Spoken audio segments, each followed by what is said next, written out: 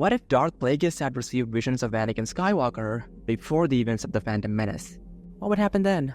Let's find out. So in this timeline, the deviation from the original timeline would occur roughly 5 years prior to the events of the Phantom Menace, in roughly 37 BBY.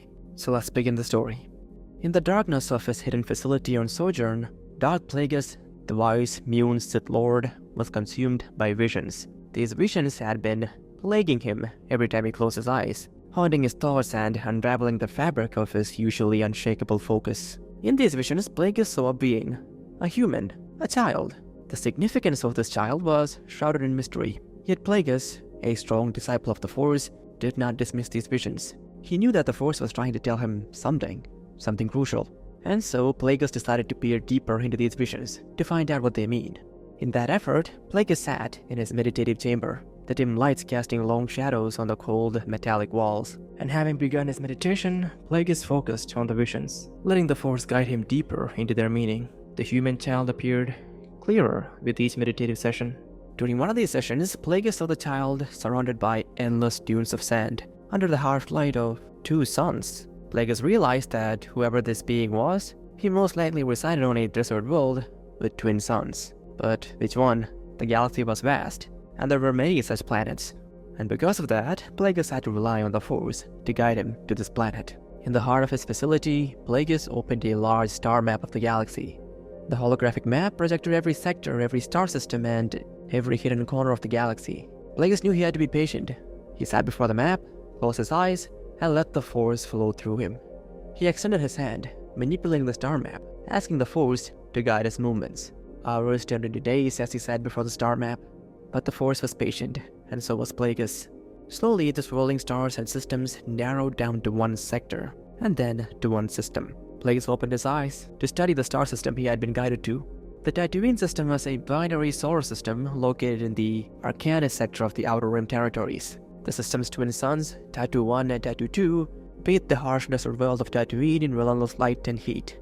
Tatooine, the first planet in the system, was infamous for its barren landscapes and ruthless environment, an environment that looked similar to the one Plagueis had seen in his vision. Plagueis knew this world, remote, lawless, controlled in majority by the Hutts, who he had done business with in the past. A perfect world to hide, or to be hidden, Plagueis thought. He delved deeper into the system's details.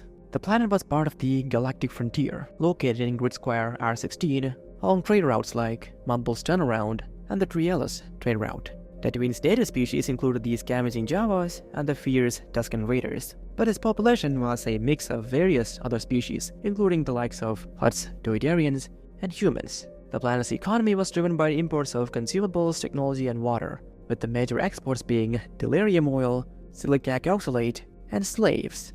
Plagueis pondered this as he examined the planet's social structure. The majority of its inhabitants spoke Galactic Basic Standard, Huttese, and other local languages like Javese and Tusken. Plagueis spent a lot of time studying all these aspects of Tatooine because it was important to prepare for a mission, to familiarize yourself with the environment before actually going in there. This was something Plagueis believed in, and he was going there because Plagueis knew that his visions were leading him to this forsaken, broken world. The Boy of the Sands was somewhere on Tatooine. So soon enough, Plagueis began preparations to head to Tatooine. He prepared his ship, ensured that his droid 114D was functioning optimally, and then, together with his droid, Plagueis departed from Sojourn, his ship cutting through hyperspace with precision and speed. As they exited hyperspace above Tatooine, Plagueis allowed himself a moment of relaxation, studying the scene before him. The view of Tatooine from space was somewhat unwelcoming. The twin suns, Tatoo 1 and Tatoo 2, cast a harsh light on the planet's surface. Ships of various makes and models buzzed around, shuttles and fighters primarily. Most of them were old, passed together from whatever parts could be salvaged, reflecting on the lawlessness and the struggle of life in this part of the galaxy. Plagueis then closed his eyes, reaching out with the Force for guidance on where to go. Meanwhile, 114D told Plagueis various aspects of the planet, where the main ports were, what the main cities were, but Plagueis did not listen, relying fully on the Force to guide him. And soon enough, Plagueis felt a strong pull towards a certain part of the planet. Without hesitation, Plagueis told 114D to set their course to the part of the planet the Force was beckoning Plagueis to. It was 114D that confirmed that the area was called Mos Espa, following which the droid piloted the ship there. And so, soon enough, Plagueis and 114D arrived at a spaceport in Mos Espa. The viewport of Plagueis' ship provided a dusty, chaotic scene as they descended. Mos Espa was a bustling hub, filled with a diverse array of species and a constant flurry of activity. Market stalls lined the streets, selling everything from fresh produce to droid parts. Beasts of burden, like lumbering banthas and nimble dewbags, moved through the crowds. The air was thick with the sounds of haggling, machinery, and distant music. Plagueis soon disembarked, leaving 1140 in the ship to maintain security. He paid the spaceport attendants, a mix of weary humans and quick-handed Javas, to keep his ship secure. Plagueis' imposing figure and the hint of menace in his voice ensured their compliance. It was almost nighttime by this point, and Plagueis decided to begin his search the next morning, after a night of rest and meditation. Hailing a land speeder, the local term for a cab, Plagueis instructed the driver to take him to the nearest hotel. The ride was bumpy, the vehicle obviously old and in need of repairs, but it got the job done. The land speeder soon dropped off Plagueis at a modest establishment, a cantina turned inn known as the Twin Suns Inn. Inside, Plagueis approached the reception, manned by a single bit. The sight of the bit reminded Plagueis of his old master, Tenebris, who was also a bit. Plagueis had killed Tenebris on a planet known as Baldemnik after a cortosis mining incident, but Plagueis quickly dismissed the memory, focusing instead on the task at hand. The bit's large, expressionless eyes glanced up at Plagueis as he registered, showing no signs of interest beyond the transaction at hand. Plagueis paid for a room, a meager space, compared to the luxuries he was accustomed to as Hugo Damask. Plagueis was soon led to the room, with a small bed, a worn chair, and a rudimentary refresher unit. Plagueis settled in, meditating briefly. He sought the Force for help, but the wishes that came to him were unclear. He did see the child. He also heard sounds of loud discussions and laughter around the child, but beyond that, the vision was unclear. But Plagueis trusted the Force to lead him to where he needed to be. Tomorrow, he would continue his search, Plagueis thought. The next day, Plagueis left his room, the receptionist barely acknowledging his presence as he walked out. He stepped into the dusty streets of Mos Espa, the heat already intense despite the early hour. Plagueis scanned the surroundings, and a cantina in the distance caught his eye, and Plagueis figured, correctly, that this cantina would be a great place to listen in on the local news and gossip. Gossip that might lead him to where he needed to go. And so Plagueis approached a cantina called the Mos Espa Cantina, a dimly lit establishment with a mix of clientele. Inside, the atmosphere was lively. Smugglers, traders, and locals mingled, their conversations creating a low hum of background noise. Plagueis took a seat at the bar, ordering a drink. The bartender, a somewhat disfigured human, served him a mug of blue milk.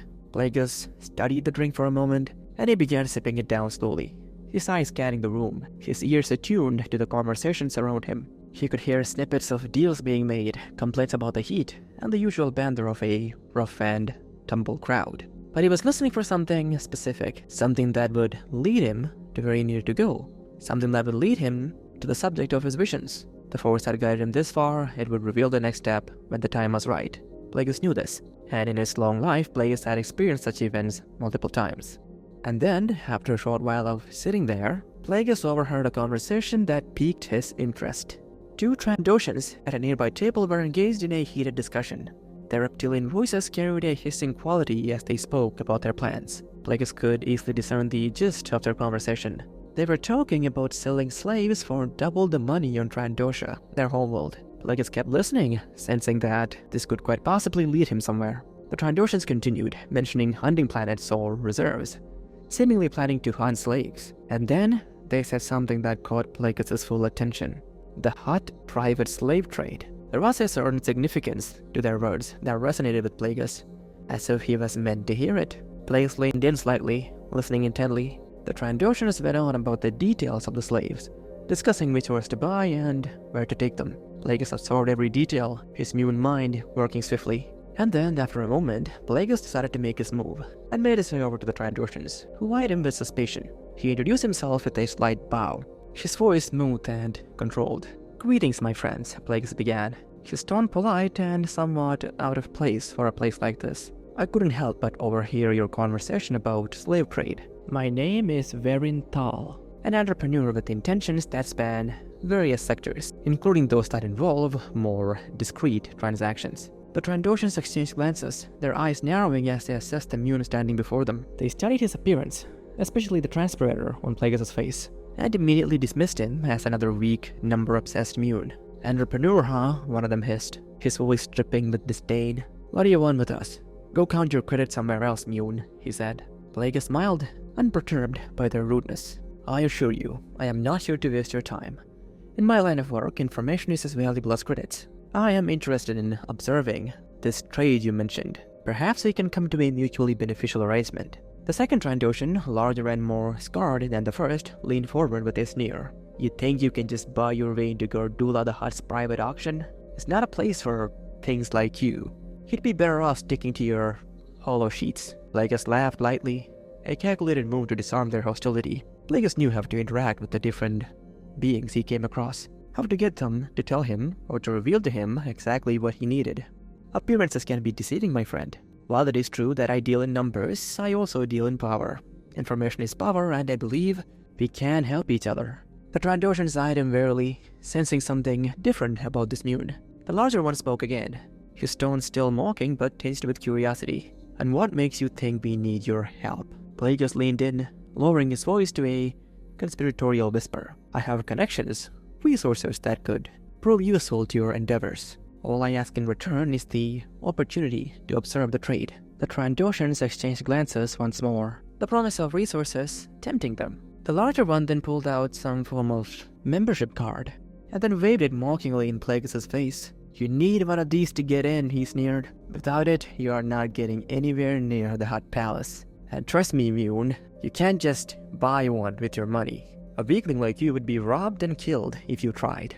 Plagueis watched the card carefully, observing it, his mind formulating a plan. He remained calm, his demeanor unchanged. "I see. And what would it take me to acquire one of these cards?" The Trandoshans erupted in laughter, their mocking tones filling the cantina. "You could kill us for it," one of them sneered, wiping a tear from his scaly eye. The other continued to laugh, their mirth echoing through the dimly lit establishment. Plagueis again maintained his composure, his face an impassive mask. "An acceptable trade," Plagueis said smoothly, his voice carrying a note of finality. Without warning, Plagueis placed his hands on the shoulders of both Trandoshans, a gesture that might have seemed friendly to any onlookers. However, there was an underlying tension, a subtle crackle of energy that betrayed the true intention of the contact. To the casual observer, the sight of a mune placing his hands on two Trandoshans might have seemed odd, but nothing more. What they couldn't see was the deadly force that Plagueis was channeling into the bodies of the Trandoshans. Invisible to the naked eye, tendrils of force lightning surged through Plagueis' fingertips, snaking into the Trandoshans' bodies. The only visible sign was a faint, almost imperceptible spark around Plagueis' fingers.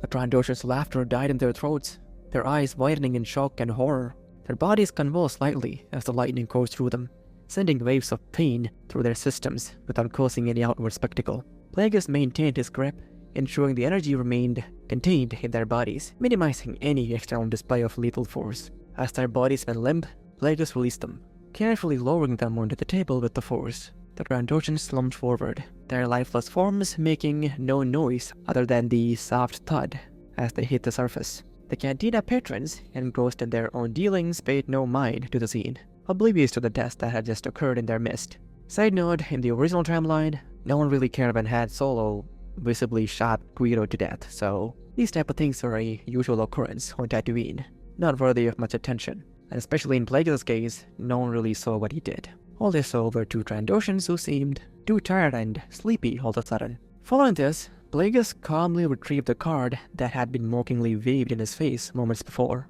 He pocketed it with a sense of satisfaction, his mission one step closer to completion. As he walked out the cantina, he couldn't help but be reminded of a similar encounter from his past. A similar incident where he had used Force Lightning to subdue someone without alerting anyone around him. This happened years ago on the planet Sulukamai. So on that planet, Plagueis had sought out a prophet, a Force-sensitive Iktachi female who had gathered a large following with her precognitive abilities. Her prophecies had foretold major events of the coming half-century, including a galaxy-spanning war and the rise of a new order under a ruthless despot, Palpatine. But her messages of embracing the coming darkness posed a threat to Plagueis' plans. And so, to solve that, Plagueis approached her among a large crowd, her hands taking in his as she divined his nature.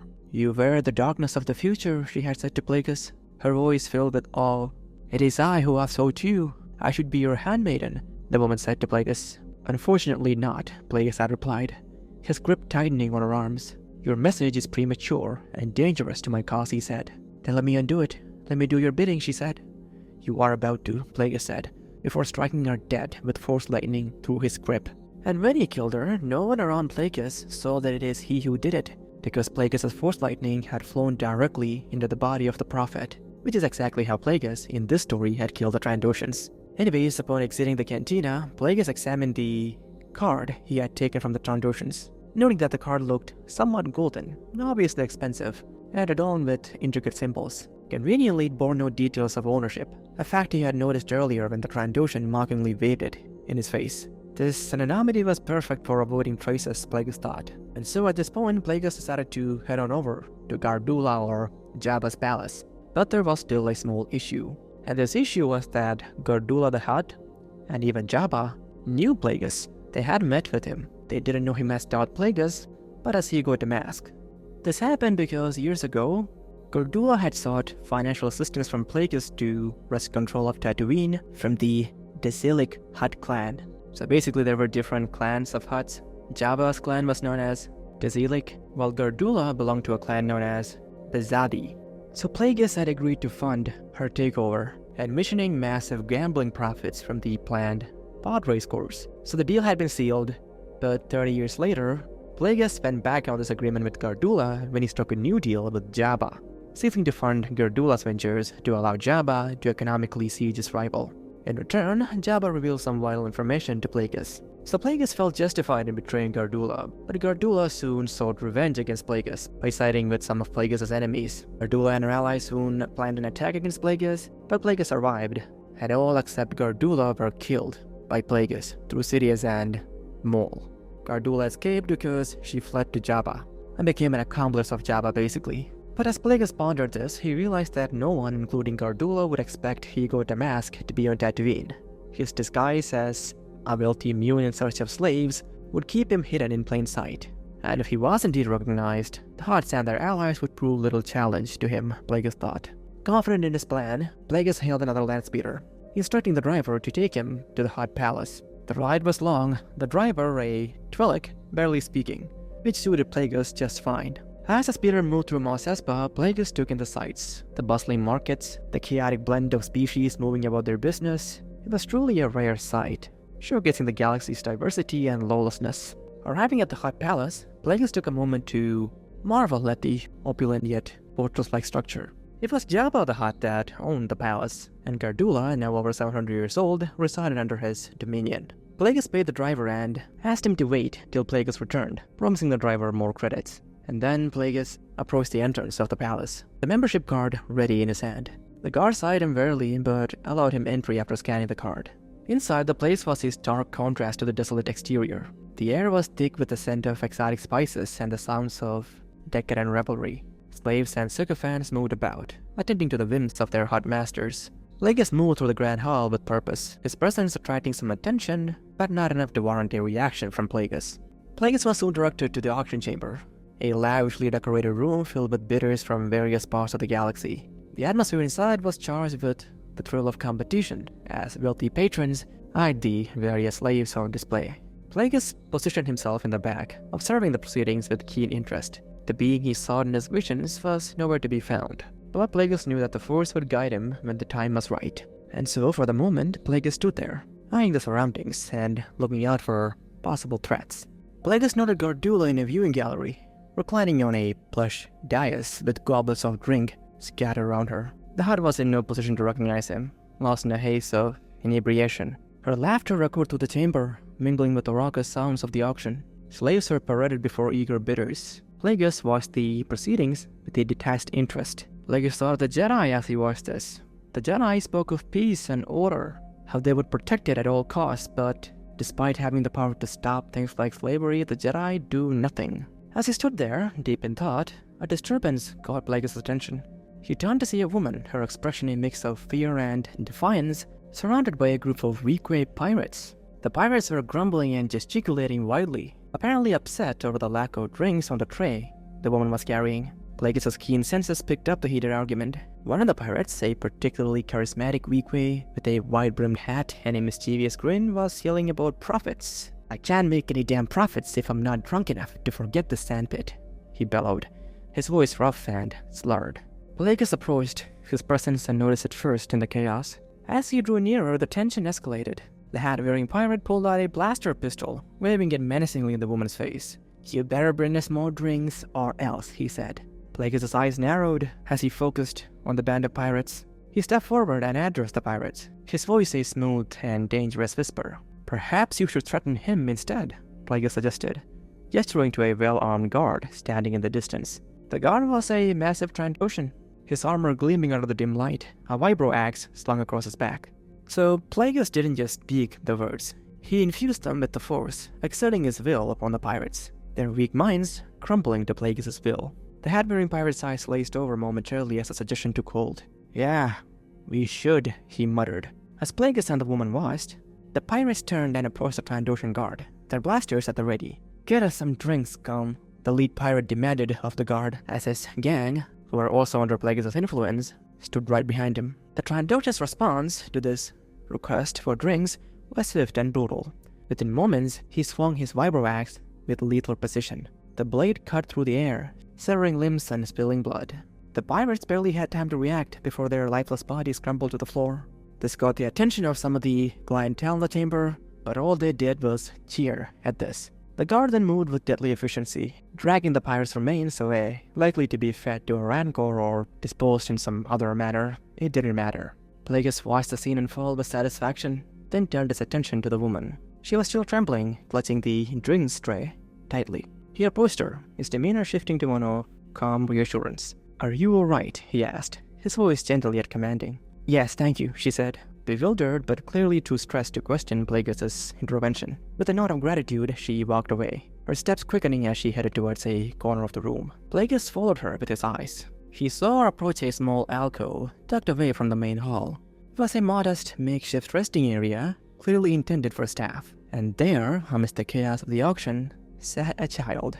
A human of no more than 5 or 6 years of age. He seemed to be playing with a simple handmade toy, oblivious to the surrounding turmoil. This was the being from his visions, Plagueis realized. The Force resonated with a powerful, unmistakable energy around the child.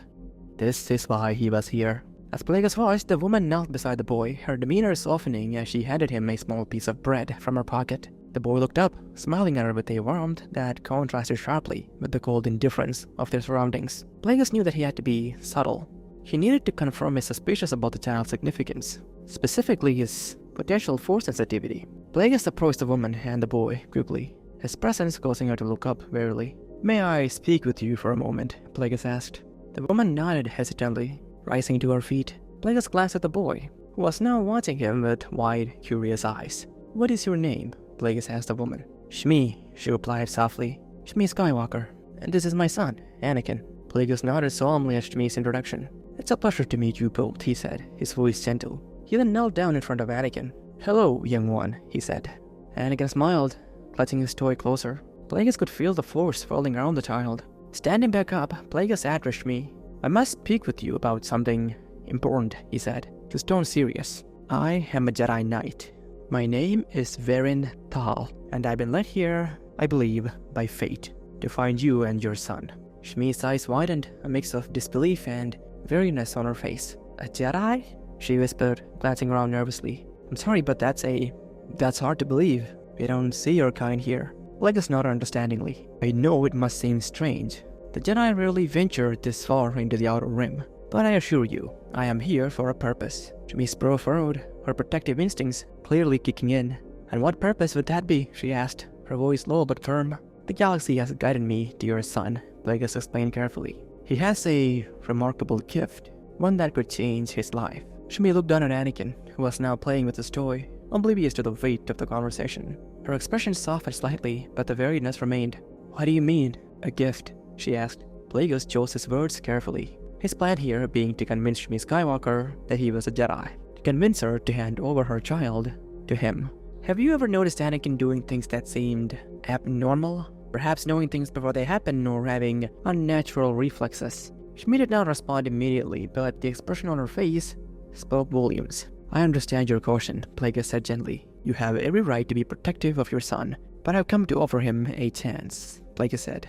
A life of purpose, far away from... He gestured vaguely at their surroundings. All this... Shmi's expression wavered between hope and uncertainty. Even if what you say is true, she said slowly, how can I trust you? We've learned the hard way to not trust strangers here, especially those who make grand promises. Plagueis nodded solemnly. You are wise to be cautious. I don't ask for your trust immediately. All I ask is a chance to explain further, to show you the truth of my words. Shmi's eyes studied him for a long moment, her eyes searching his face, or the part of it she could see. Finally she spoke, her voice barely above a whisper. I need time to think, and I must get back to work before I'm missed. Plagueis nodded understandingly. Of course, this is a significant decision, not one to be made lightly. Shmi hesitated, then spoke quickly. If you are truly who you claim to be, meet me and Anakin at the slave quarters later. Row 3, Unit 7, we can talk there, she said. She then gathered Anakin in her arms. Come, Annie, we must go. As Shmi hurried away with Anakin, Plagueis could sense her conflicted emotions. A glimmer of hope wrestling with deep-seated caution, the weight of past disappointments, and the fierce protective love of a mother. Plagueis knew he had planted a seed, but it would take more to fully gain her trust, he realized. With nothing else left to achieve there, Plagueis exited the palace. As he walked out, certain guards tried to question him on why he was leaving so early, but they proved little challenge in front of Plagueis' force suggestion abilities. And soon enough, Plagueis found himself outside the palace, the Tatooine twin sons beating down on him. And somewhat to his surprise, Plagueis found the land speeder that had brought him there still waiting. Plagueis quickly got in and told the driver to take him back to Mos Espa. As night fell on Tatooine, Plagueis made his way to the slave quarters, the moonlight casting an eerie glow on the barren landscape. He found Row 3 Unit 7 and knocked softly on the door. Shmi answered, her face etched with a mix of hope and trepidation. Inside the modest dwelling, Plagueis spoke at length with Shmi, presenting himself as a Jedi and explaining the ways of the Force and the role of the Jedi in the galaxy. To demonstrate his abilities, he used subtle telekinesis to lift small objects around the room. Shmi watched in awe, her skepticism slowly melting away. I've never seen anything like this, she whispered, her eyes wide with wonder. The Force is a powerful ally, Shmi, and your son, Anakin, has an incredibly strong connection to it. Far stronger than in any I have seen before, Plagueis said. And he meant that. To prove his point, Plagueis requested permission to take a small blood sample from Anakin. Shmi hesitated but eventually agreed. Using a portable device, Plagueis analyzed the sample, revealing Anakin's midichlorian count to be over 20,000, far higher than his own. This is extraordinary, Plagueis said, his voice filled with carefully controlled excitement. Anakin's potentially unlike anything I've ever seen. A deep conversation ensued between Plagueis and Shmi about Anakin's future. Shmi explained the harsh realities of their life, how they were slaves and Anakin couldn't simply leave. Her voice trembled as she spoke of their struggles, the fear and helplessness that defined their existence. Plagueis listened intently, his face a mask of empathy. Plagueis maintained that mask as Shmi spoke, the mask only slightly shattering when Plagueis heard of Anakin's unique conception, a birth with no father. Plagueis could have simply used Force suggestion with Shmi to get her to hand Anakin over, but Plagueis needed Shmi to learn more about Anakin.